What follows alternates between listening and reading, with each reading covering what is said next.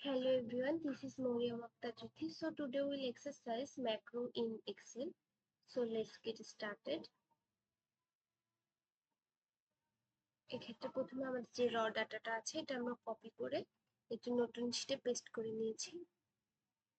এরপর আমরা ডেভেলপারে গিয়ে যদি কোনো আগে থেকে ম্যাক্রোস কোনটা থাকে সেটি আমরা রিমুভ করে নেব।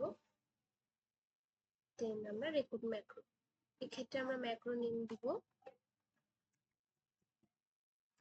রিথি এবং শর্টকাট হিসেবে ইউজ করবো আমরা কন্ট্রোল জি। দেন ওকে। এরপর আমরা যে হেডিং আছে এটিকে হাইলাইট করব।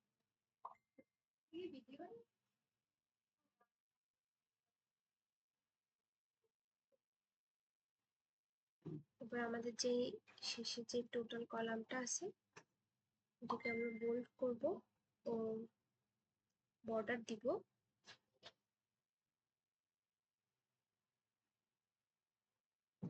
এখন আমরা রেভিনিউ বের করব। ফর্মুলা লিখব equal to sum bracket close enter.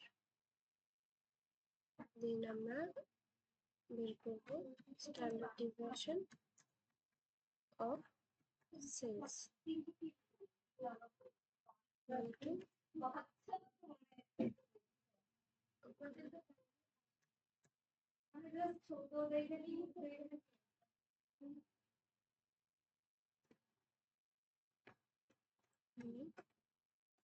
Enter. এবার আমরা ডেভেলপারে গিয়ে স্টপ রেকর্ডিং দিব। দেন আমরা যে নতুন শীটে পেস্ট করে রেখেছিলাম এখানে এসে আমরা যে শর্টকাট ইউজ করেছি সেটি দিলে অটোমেটিক সবকিছু হয়ে যাবে। যে চেঞ্জেস করেছি কন্ট্রোল জি, এই যে আমরা যা যা করছি এখানে সেটি চলে আসছে। এক্ষেত্রে আমাদের ম্যানুয়ালি করার কোনো দরকার হয় না। So this is all, thank you.